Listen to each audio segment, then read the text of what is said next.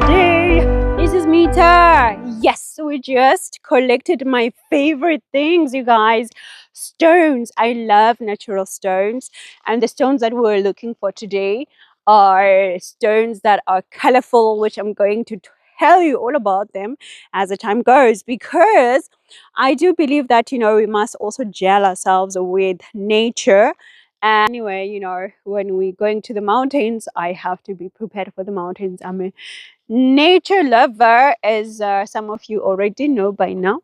And so I will be talking more about the stones and their importance in our, religion or astrology, a community, astrology community. And as I promised you guys, I want to talk about serious topics.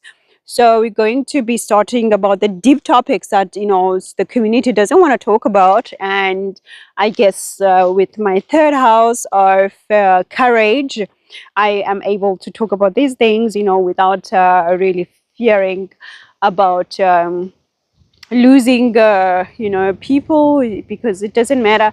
I have to say what's important and try to help a lot of people understand and find closure about why it's difficult to live in abusive relationship. Why do people stay? What are the deep ties that are actually giving all of this need to be in those types of relationships. So we're going to start with that one today. But at the same time, I just want to remind everyone that I'm going to be continuing with the investigations, with the investigations, because I have done lots of research. I have, oh my gosh, dealt with a lot of charts, like I told you. So I need to show you why people disappear, or why people get, they meet a stranger at a forest and then something happens to them, or what would be in their chart. So these are the deep investigations that we're going to talk about. And of course, at this point in this channel for my community, I believe that we are ready to go deep, as you have kind of like gotten my tips, wanting to go deeper and deeper. So now I feel it's the time. It's also the liberation for me, because everything is in Scorpio, whereby we are transforming, the channel. And of course, when we transform, we have to go and turn another page. So I'll catch you just now, because I will do the rest of the explanation behind the scenes at home, because it's cold. All right, let's go.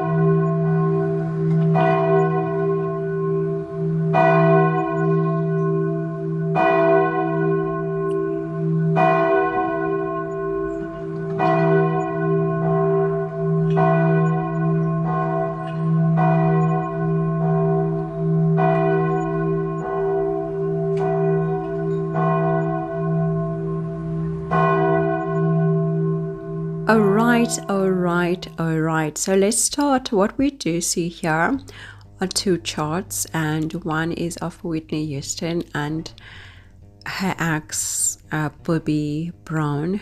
And we do know from historical records that they were alleged to have had a turbulent relationship and some alleged abuse.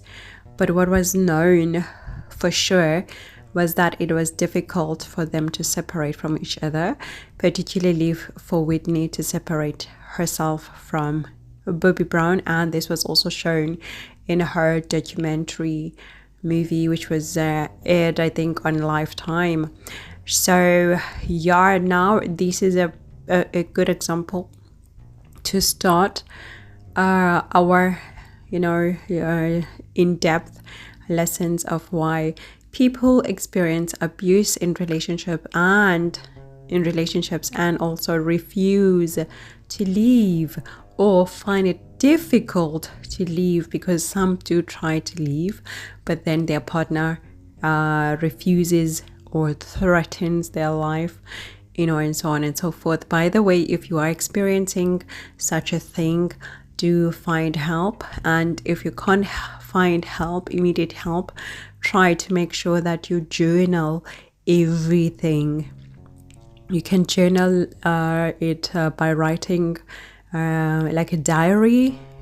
And if you are scared or afraid that your diary may be found, by the person that you're with, then you can have an online diary, or you can send yourself plenty of emails, but do register some sort of a record if you also cannot go to the police, because many people who experience abuse have gone to the police and have had not been helped, and therefore they find themselves in helpless positions. Nonetheless, we're going to start with the first aspect today, or the first indication that it will be difficult for you to leave the relationship, or for your partner or somebody that you know and somebody that is close to you.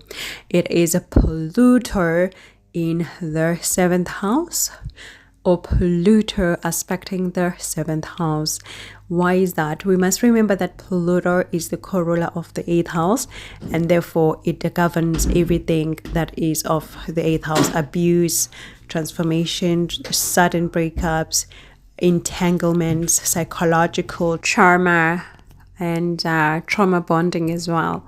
This is seen in in this 8th house theme, but then obviously because it's a Pluto, it means that it will take it to wherever it sits in your chart. And in Whitney's case, we can see that it is sitting right on her descendant, which is the 7th house. Now, 7th house rules relationships, union.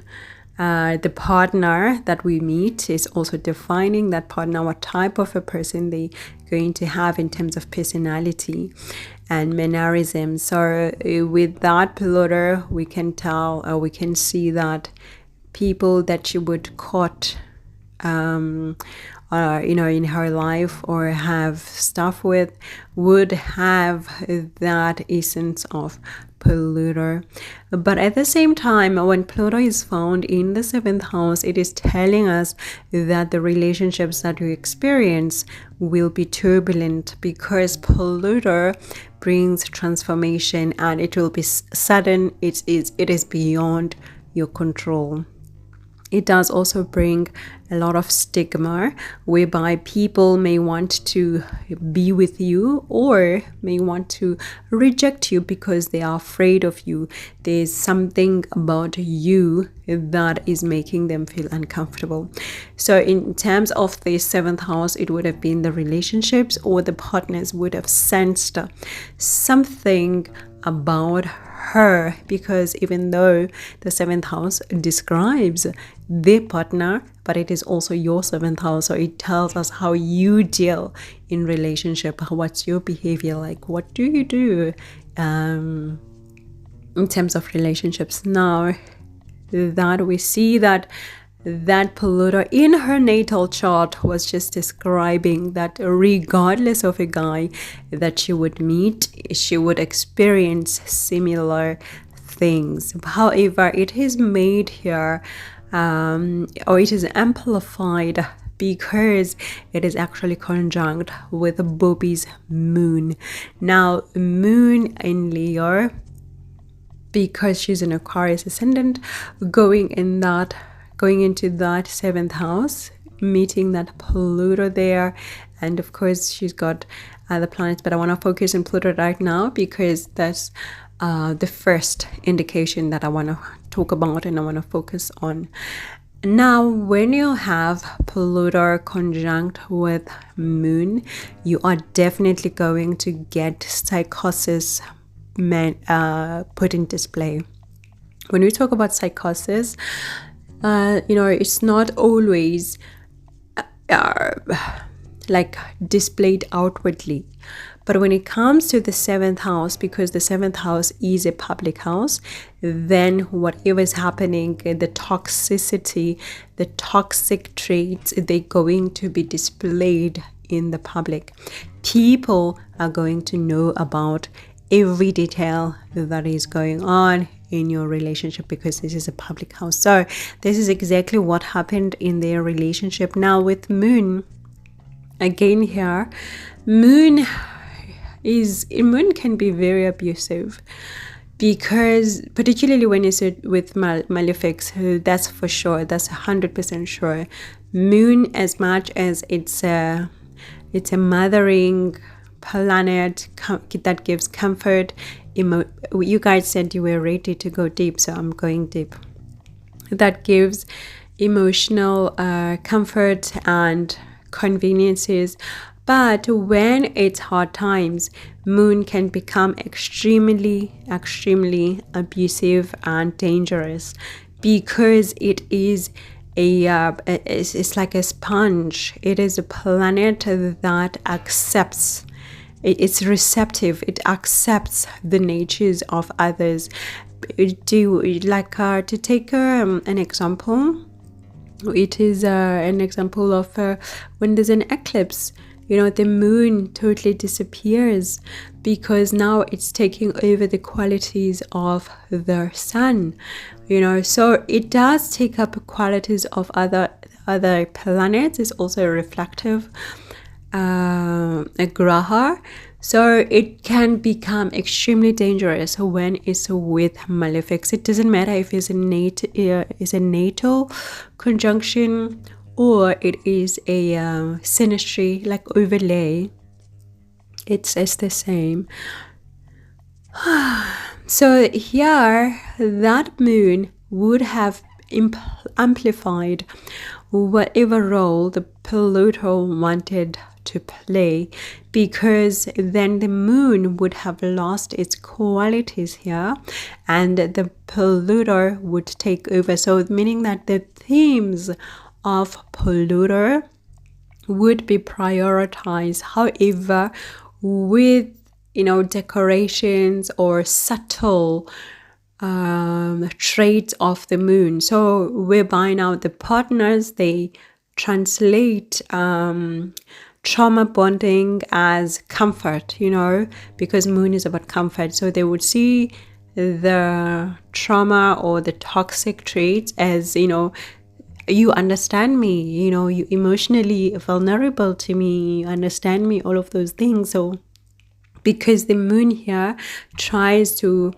harmonize using its own qualities, however, not realizing that actually it's the Pluto that has taken over, because we must also remember that Pluto is about power. So wherever Pluto sits, that house or the significance of that house in terms of people, they will take over for sure.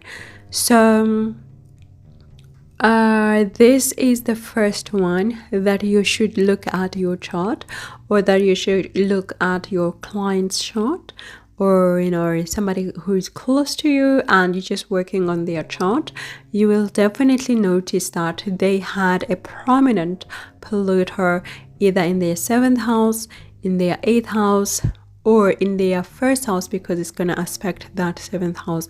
And you will see that these people would have experienced abuse in their relationships, and most of them would have stayed regardless of it, because of the by the way, it's also the same in the 10th house, because the 10th house, it actually makes the other partner feels like their life is now transformed into being bigger, better, and then they get addicted to that power that they receive through being with you. However, the themes of Pluto continue to play, and then they ignore that because they say, oh look, I have status now, so it doesn't matter if in the background we're fighting in the 4th house, because that's the opposite, right? We're fighting, we're doing this and this, the public, they see my status now as this and that and that.